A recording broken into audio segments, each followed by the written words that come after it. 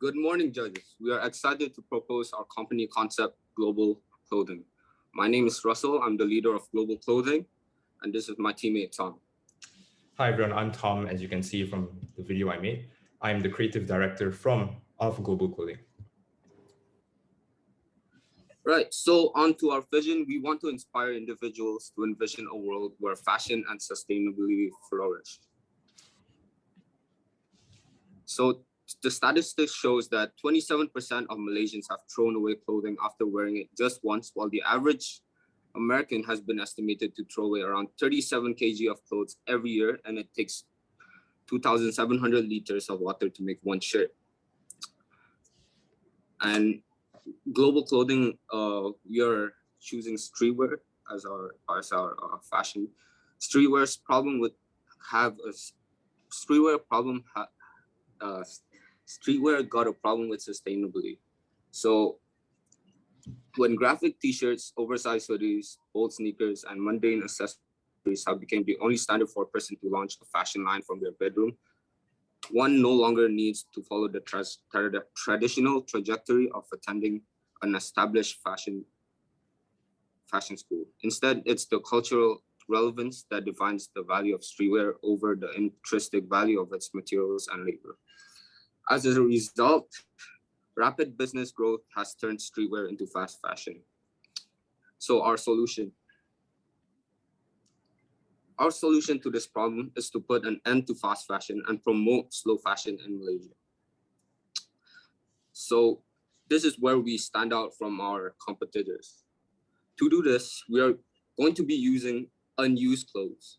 We are going to break that down, and then we are going to make new clothes out of it. We'll be focusing on t-shirts now, but later we can go to hoodies, jeans, denim. Right. Then finally, we are going to put our designs on the shirts and sell it. By doing this, we'll reduce carbon footprints, textile waste, pollution, and so on. All right, designs. So on to the designs. Our first drop will be solely about what we call energy art. We found some inspirations on Pinterest, and I myself have made the concept designs for the t-shirts, as you can see right here. It will consist of mainly fairly abstract shapes and very saturated colors. This relates to global in a way because according to the dictionary, it means that it encompasses a whole of a particular topic. And we want our first drop to be solely about energy art. And as far as I can see, nobody makes the t-shirts with designs like this. We have searched far and wide. You're gonna have to take our word for it, but we did. And we haven't found a single one. And I'm also really glad that Russell has used me in the right way in this case, because whenever I'm not working on GLBL, I practice digital painting pretty much every day at this point. Right, so the roll-up plan. So for the first 3 months, step one, we're gonna sell 100 t-shirts, 5 designs sells 20 each, and we will sell for 100 ringgit each. And step two, pay for our website. And we need to buy heat transfer papers, which is $15. And then for the next 3 months, we'll be producing and selling 150 t-shirts and 50 hoodies. And then another 3 months later, we'll probably buy our own heat press machine and printer. Now I'll be talking about the marketing strategies of GLBL. Our main target market will be focusing on teenagers, 13 to 19, according to the official age for teenagers. And I think young people like teenagers would want to be more stylish, would want to wear stylish clothes and become more sustainable. And also, these are the groups of people that care about clothing the most. I mean, just go to the shopping malls, go to school, and you can see them wearing pretty expensive, even more expensive than what we're going to sell type of clothes. And we are planning to advertise our brand via Facebook ads. It will be around 97. Well, it's going to be explained later. And of course, posting more regularly on our social media pages, Instagram pages, YouTube. And advertising is powerful because we can be able to target specific demographics, like we want to target teenagers. And now for the sustainability and price chart. This visual here just basically shows our different competitors based on their sustainability and costliness of their products.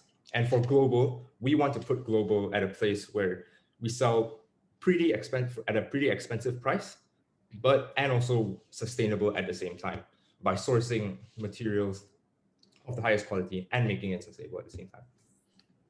Yeah, and the reason why we sell it expensive is because how we make the shirts by breaking it down, and then we're making it into a brand new clothing. And another thing is to prevent overconsumption of clothes, right? So next is the boys, revenue I'm going to pause you there for a second.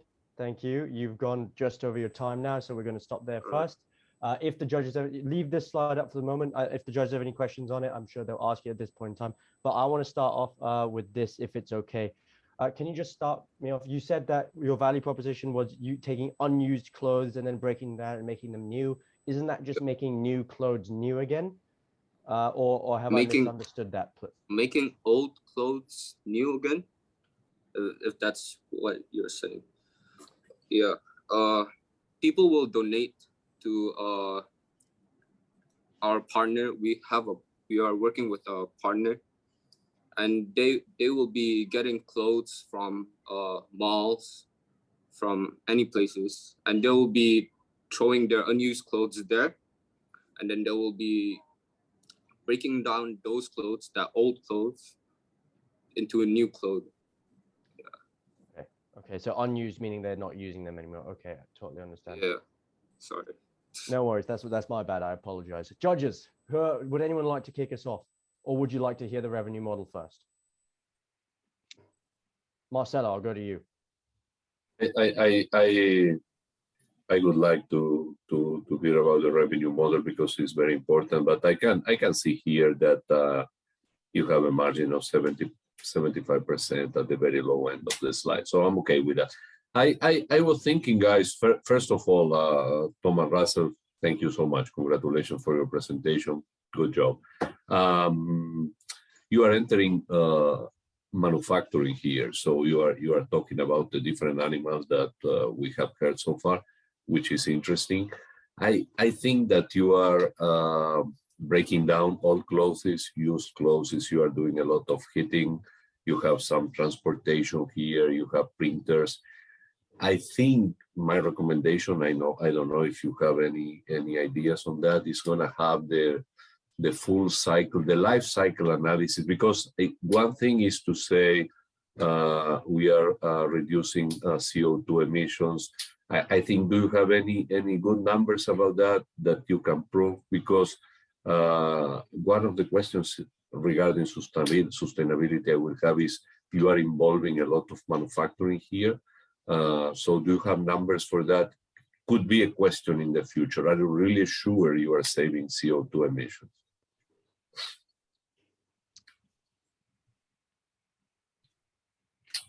If I may rephrase the question for you boys just slightly here for a second, how do you plan to keep your CO2 emissions lower than the people who are already making clothes, since you're technically in manufacturing as well? Tom, would you like to answer that?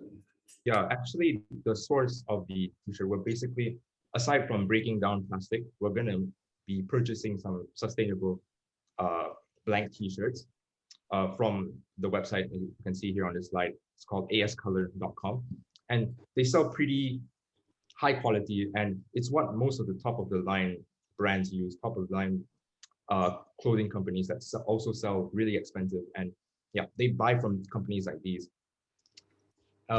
But aside from that, we're also going to use the heat press paper printing machine from our school. And yeah. Okay. Thank you, guys. Appreciate your answer. Thank you, Tom. Michelle.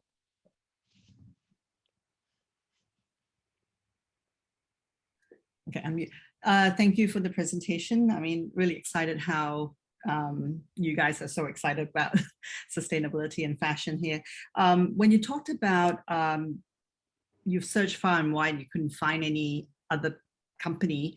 When I did go onto Instagram and typed in the same sort of letters, it popped up another GLBL Clothing, and it wasn't you guys. So I don't know whether you've looked into that. It's based in Philippines, and they're also designing T-shirts, streetwear kind, and selling that. So I'm a little bit confused where the name came from, because, you know, I guess then as a customer, I might accidentally go and buy from them if they've already got GLBL Clothing as their name. Have you looked into that? Hold on, Liz, could I ask, do the logo, and is it exactly the same as us? It's not the logo, but if, you know, at the end of the day, it is GLBL Clothing, GLBL Clothing, GLBL Clothing Company. So I would just click on that, and they are also doing T-shirts, and they're also doing transfers on T-shirts. So so initially, before today, you know, I did a bit of sort of, you know, finding out about the different projects, and it took me a while to figure out then that was not you guys. It took me a while, you know, I really had to click on some of the things, look, and oh, no, there's no Russell there. So so I just want to raise that to you, that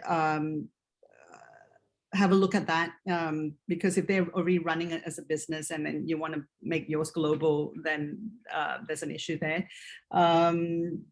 You know, of course, names, everyone, you know, there is, people have similar names, but, you know, it's not, but it is a concern that you might want to look into.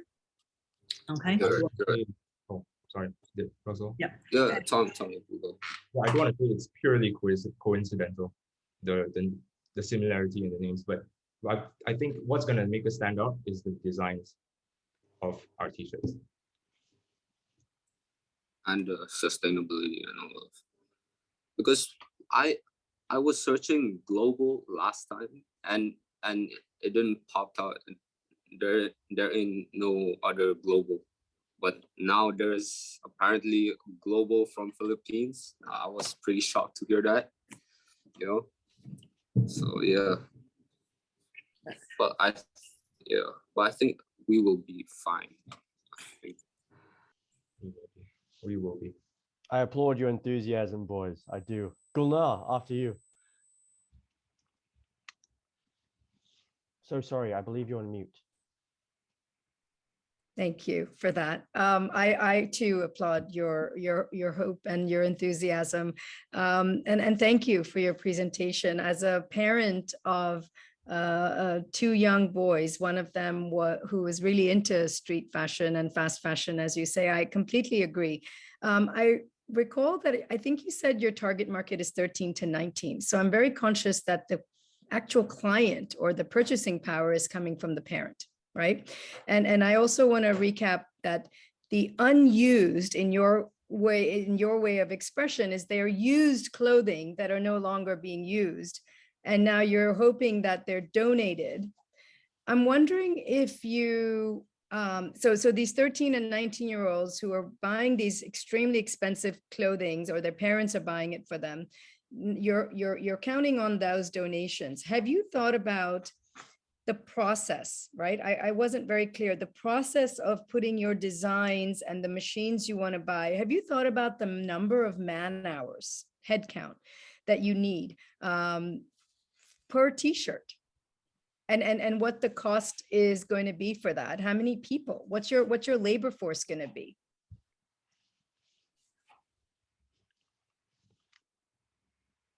Okay, I think I can answer the sort of the process behind in putting the designs on the t-shirts. So basically, like I said, we're gonna be outsourcing either broken down materials from the clothes and recycling them. But I think the majority of our blank t-shirt stores will be coming from ascolor.com. Like I said, they sell extremely high quality, top of the line t-shirts. And actually, we have a heat press machine in our school. So since we're pretty small right now, we actually don't have a prototype, but we're going to be making them soon. And I think we can get away with using the school's equipment, the heat press machine, the heat press paper. Yeah, we just need to spend money on buying the t-shirts. with the money that we have from our first Bullpen that we had in our school. So are Right, you actually making the t-shirts? You two, the Yeah. two of you are making the t-shirts yourself. Yeah, Right. there's also a printer, an inkjet printer in the school. So I made the designs myself, and we're gonna use the printer in school to print out, which will be free as well for now, for the time being. And Right. using the Yeah. heat press machine to paste the designs onto the t-shirts. Right. So in our school, me and Tom, we got free periods, like 1 hour period. In 1 hour, we could probably print out like 5, 6 clothes, probably, or like 10 if we are doing it quite fast. So every week, probably we could print 10. Yeah. So it's not really that hard to heat press. And we got people who's helping us too. The teachers are helping us. Yeah. Oh yeah, and just one more thing I want to add about, I think you mentioned the labor costs, like the salaries. Honestly, like the 5 ringgit you see here, that's going to Russell. Honestly, I don't really care. This is gonna sound fake, but I don't really care about the money. I just want to help my best friend make this work, by doing the designs. And yeah, that's it. Thank you.